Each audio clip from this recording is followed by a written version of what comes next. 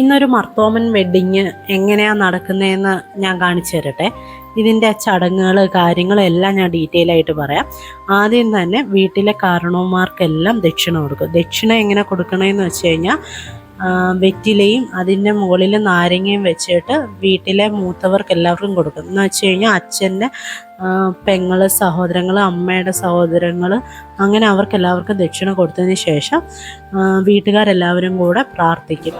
പ്രാർത്ഥന കഴിഞ്ഞ് കഴിഞ്ഞിട്ട് അച്ഛനാണെങ്കിൽ മണവാളന് നെറ്റിയിൽ കൈവച്ചിട്ട് ആശീർവാദം എല്ലാം കൊടുത്തു കഴിഞ്ഞിട്ട് പള്ളിയിലോട്ട് വിടും. ഇത് മന്ത്രകോടിയാണ്.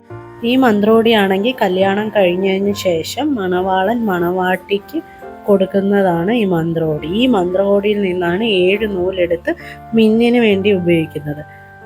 പിന്നെ വീട്ടിൽ നിന്ന് നേരെ പള്ളിയിലോട്ട്. ഇത് പള്ളിയുടെ എൻട്രൻസിനകത്തുള്ള അലങ്കാരമാണ്. അത് കഴിയുമ്പോൾ മണവാളനും മണവാട്ടിയും കൂടെ പള്ളിക്കകത്തേക്ക് ഒരുമിച്ച് കയറും. കൂടെ മണവാളൻ്റെയും മണവാട്ടിയുടെയും ബന്ധുക്കൾ എല്ലാവരും അവരുടെ പുറകിലായിട്ട് ഇങ്ങനെ നടന്നു വരും. പിന്നെ മണവാളനും മണവാട്ടിക്കും വേണ്ടി പ്രത്യേകം ചെയർ കാണും. ഇത് ഒരു 45 മിനിറ്റ് മാത്രമുള്ളൊരു കൂദാശയാണ്.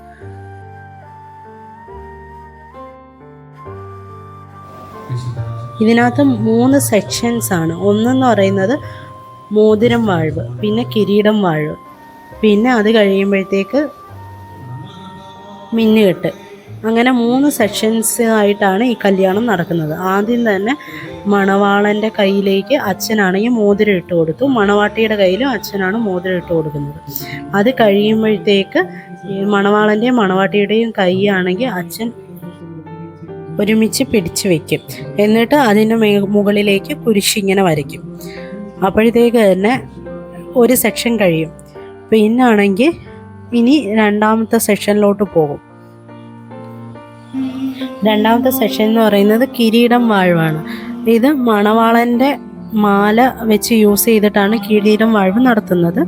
ഇതുപോലെ 3 പ്രാവശ്യം ഈ മാല വെച്ച് കഴിഞ്ഞിട്ട് തലയുടെ ചുറ്റും ഇങ്ങനെ 3 പ്രാവശ്യം ആക്കും.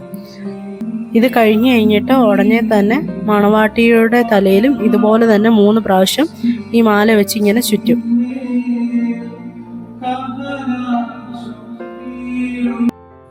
അത് കഴിഞ്ഞ് കഴിഞ്ഞിട്ട് ആ മാലയാണെങ്കിൽ മണവാളൻ്റെ കഴുത്തിലോട്ട് അച്ഛൻ തന്നെ ഇട്ട് കൊടുക്കും. ഇതോടെ രണ്ടാമത്തെ സെക്ഷൻ അവസാനിക്കും. ഇത് കഴിഞ്ഞ് കഴിഞ്ഞിട്ടാണ് ഇനി മിന്നുകെട്ട്. ഞാൻ ആദ്യം കാണിച്ചില്ലായിരുന്നോ സാരിയുടെ മുകളിൽ മിന്ന് വെച്ചിരിക്കുന്നത്?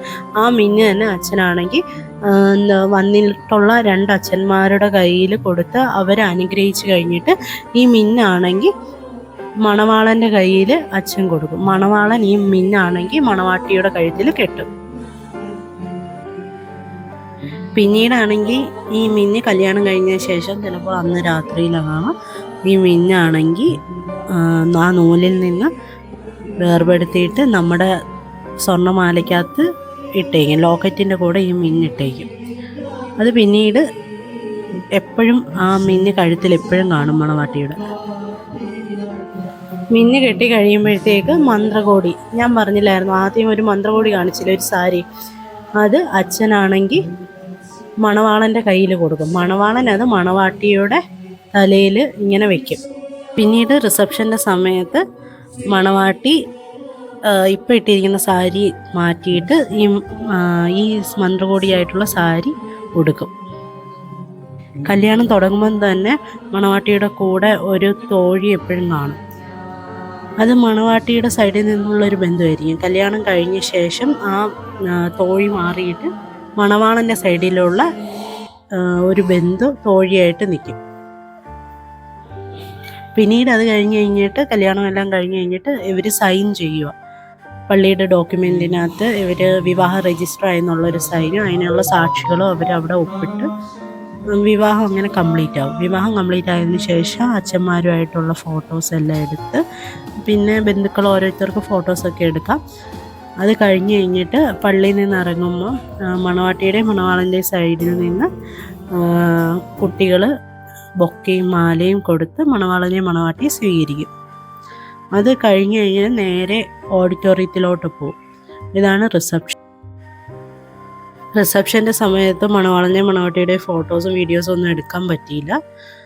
ഇത് സ്റ്റേജിൻ്റെ വീഡിയോ ആണ്. അത് കഴിയുമ്പോഴത്തേക്ക് വെഡ്ഡിങ് ഫുഡ് ഇതുപോലെ തന്നെ ഞാൻ ഇതിനു മുമ്പോട്ടും കുറച്ച് വീഡിയോസ് കാണിച്ചിട്ടുണ്ടായിരുന്നു, ക്രിസ്ത്യൻ വെഡ്ഡിങ് ഫുഡ്.